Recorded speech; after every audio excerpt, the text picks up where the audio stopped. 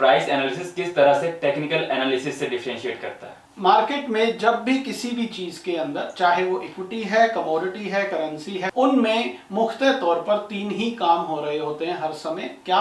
Number 1 accumulation, number 2 distribution, number 3 इस accumulation या distribution की प्रॉफिट बुकिंग, जिसको अनवाइंडिंग कहा जाता है। एक्युमुलेशन का मतलब क्या होता है? माल इकट्ठा करना। इंग्लिश टर्म्स में अगर हम बोलें तो डिमांड क्रिएट करना। डिस्ट्रीब्यूशन का मतलब क्या होता है? सप्लाई क्रिएट करना। और तीसरा अनवाइंडिंग, जैसे मैंने आपको बताया, जो इसी एक्युमुलेशन एंड डिस्ट्रीब्यूशन की प्रॉफिट बुकिंग हो रही होती है, जिसको हम अनवाइंडिंग बोलते हैं। मार्केट में आने वाले हर पार्टिसिपेंट, चाहे वो ट्रेडर है या इन्वेस्टर है, सभी का एक ही उद्देश्य है कि इस मार्केट में कब डिमांड क्रिएट हो वो हमें पता चल जाए, कब सप्लाई क्रिएट हो वो मुझे पता चल जाए, कब प्रॉफिट बुकिंग आए वो मुझे पता चल जाए, ताकि अकॉर्डिंगली मैं अपनी पोजीशंस बना सकूं और पैसे से पैसा बनाऊं। क्योंकि मेरी कैपिटल तो है 2 लाख, 5 लाख, 10 लाख, 20, 50 लाख रुपया, 1 करोड़ रुपया, लेकिन रोज यहां पर on an average 10 lakh 1000 crore रुपए का कारोबार हो जाता है सिर्फ 6 साढ़े 6 घंटे के दौरान। तो उस 10 लाख 1000 करोड़ रुपए के सामने मेरे 2, 5, 10, 20, 50, 100 करोड़ रुपया ऊंट के मुंह में जीरे के बराबर है।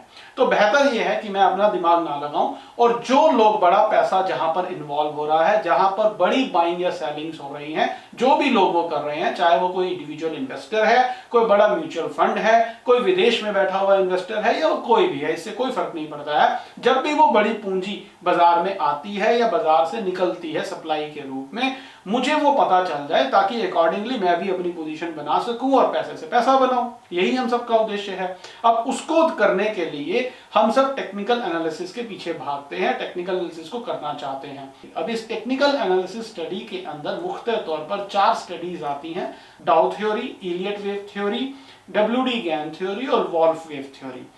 बहुत सारे इंडिकेटर ऑक्सीलेटर आते हैं। आज की डेट में 400 से ज्यादा इंडिकेटर ऑक्सीलेटर मार्केट में प्रेजेंट है, जिसमें मुख्तलिफ तौर पर RSI, Bollinger band, MACD, stochastic, parabolic SAR और इस तरीके के बहुत सारे इंडिकेटर ऑक्सीलेटर्स हैं, और कुछ सॉफ्टवेयर्स हैं।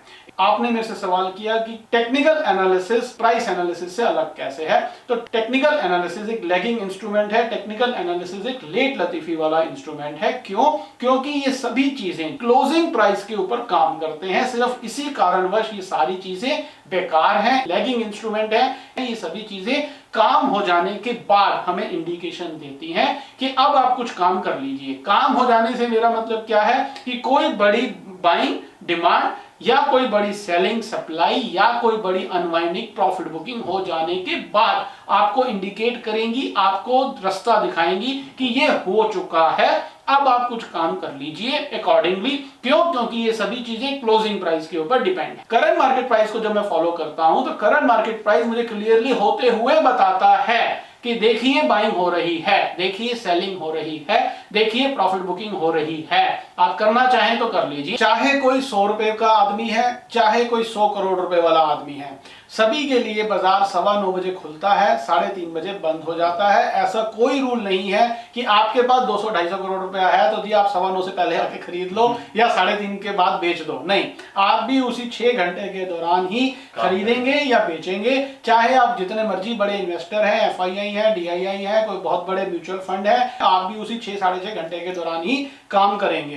तो जब वो सब काम 6.5 घंटे के दौरान ही होना है, तो हम वो करंट मार्केट प्राइस को ही फॉलो करें और वो लगभग हमें दिखाएगा जी क्या हो रहा है। टेक्निकल एनालिसिस मुझे हो जाने के बाद बताता है, क्योंकि वो क्लोजिंग प्राइस के ऊपर डिपेंड है, क्योंकि वो क्लोजिंग प्राइस के ऊपर काम कर रहा है। वो शाम को आपको बताएगा कि जी कोई मूविंग एवरेज कट गई, अब आप बाय कर लो, कोई इंडिकेटर हो गया, अब आप बाय कर लो, कोई बड़ी कैंडल बन गई, कोई चार्ट पैटर्न बन गया, या कुछ इस तरीके की घटनाएं घट गई, अब आप बाय कर लो। अभी हम दोनों एक चर्चा कर रहे हैं, अभी हम दोनों एक कुछ बात कर रहे हैं, ये एक लाइव चीज है, ऑन द स्पॉट चीज है, प्रैक्टिकली अभी हो रहा है, राइट। कल हम बात करेंगे या नहीं करेंगे, ये टेक्निकल एनालिसिस का काम है। टेक्निकल एनालिसिस क्या करेगा कि आज हम दोनों बात कर रहे हैं, हो सकता है कल भी हम बात करें, इसके बेस के ऊपर वो आपसे काम करवाएगा। हो सकता है हम कल बात करें, हो सकता है हम आज से ज्यादा कल बात करें, हो सकता है हम कभी बात ना करें, हो सकता है हम कल की बजाय परसों बात करें, लेकिन करंट मार्केट प्राइस मुझे बता देगा कि जी अभी बात हो रही है, ये परम सत्य है। ये एक लाइव ट्रैकिंग सिस्टम है, ये एक लाइव चीज है, ये हो रही है, ये सत्य है।